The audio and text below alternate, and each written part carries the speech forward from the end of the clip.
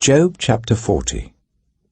The Lord said to Job, "Will the one who contends with the Almighty correct him? Let him who accuses God answer him." Then Job answered the Lord, "I am unworthy. How can I reply to you? I put my hand over my mouth. I spoke once, but I have no answer. Twice, but I will say no more." Then the Lord spoke to Job out of the storm. "Brace yourself like a man. I will question you, and you shall answer me. Would you discredit my justice? Would you condemn me to justify yourself? Do you have an arm like God's, and can your voice thunder like his? Then adorn yourself with glory and splendor, and clothe yourself in honor and majesty. Unleash the fury of your wrath. Look at all who are proud and bring them low. Look at all who are proud and humble them. Crush the wicked where they stand. Bury them all in the dust together. Shroud their faces in the grave. Then I myself will admit to you that your own right hand can save you. Look at Behemoth, which I made along with you, and which feeds on grass like an ox. What strength it has in its loins, what power in the muscles of its belly. Its tail sways like a cedar, the sinews of its thighs are close knit.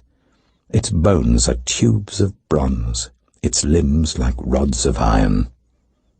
It ranks first among the works of God, yet its maker can approach it with his sword. The hills bring it their produce, and all the wild animals play nearby. Under the lotus plant it lies, hidden among the reeds in the marsh. The lotuses conceal it in their shadow, the poplars by the stream surround it. A raging river does not alarm it.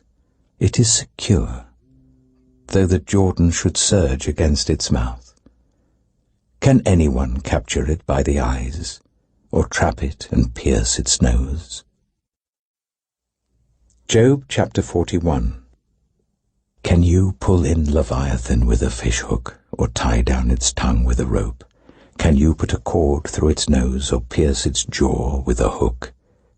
Will it keep begging you for mercy? Will it speak to you with gentle words? Will it make an agreement with you for you to take it as your slave for life? Can you make a pet of it like a bird, or put it on a leash for the young women in your house? Will traders barter for it? Will they divide it up among the merchants? Can you fill its hide with harpoons, or its head with fishing spears? If you lay a hand on it, you will remember the struggle, and never do it again.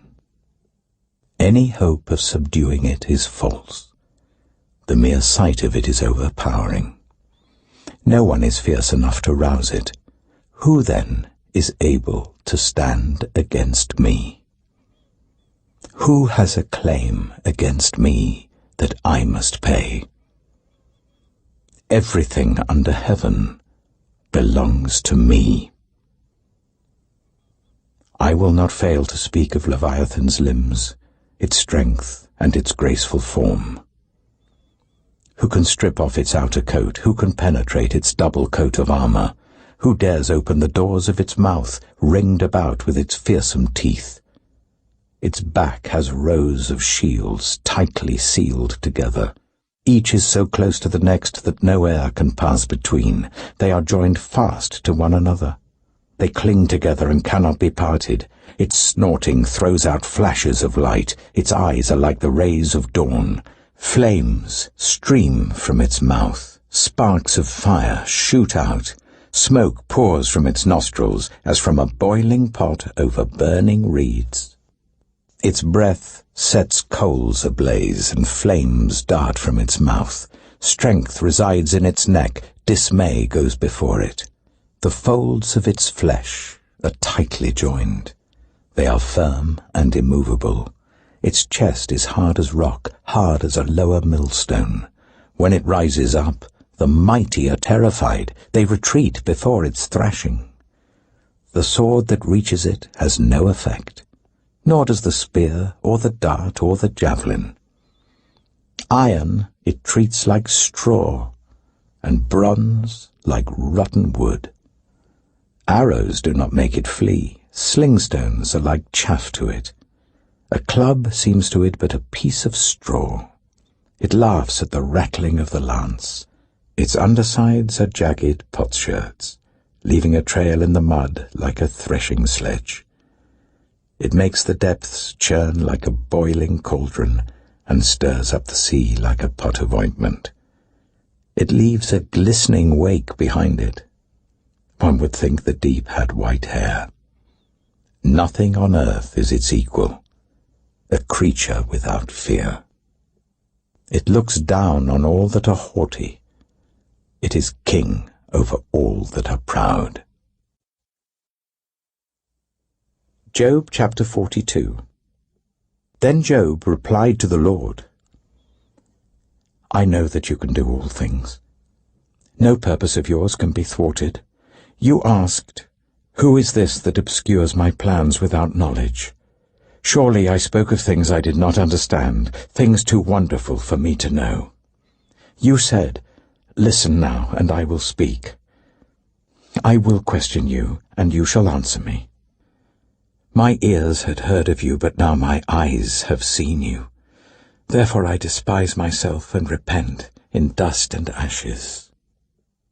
After the Lord had said these things to Job, he said to Eliphaz the Temanite, I am angry with you and your 2 friends, because you have not spoken the truth about me as my servant Job has. So now take 7 bulls and 7 rams, and go to my servant Job and sacrifice a burnt offering for yourselves. My servant Job will pray for you, and I will accept his prayer, and not deal with you according to your folly. You have not spoken the truth about me, as my servant Job has. So Eliphaz the Temanite, Bildad the Shuhite, and Zophar the Naamathite did what the Lord told them, and the Lord accepted Job's prayer. After Job had prayed for his friends, the Lord restored his fortunes, and gave him twice as much as he had before.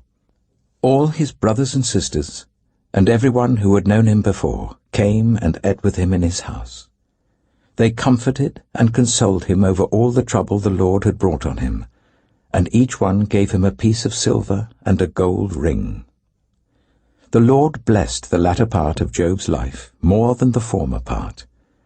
He had 14,000 sheep, 6,000 camels, 1,000 yoke of oxen, and 1,000 donkeys. And he also had 7 sons and 3 daughters. The first daughter he named Jemimah, the second Keziah, and the third Karen-Happuch. Nowhere in all the land were there found women as beautiful as Job's daughters, and their father granted them an inheritance along with their brothers. After this, Job lived 140 years. He saw his children and their children to the 4th generation. And so Job died, an old man and full of years.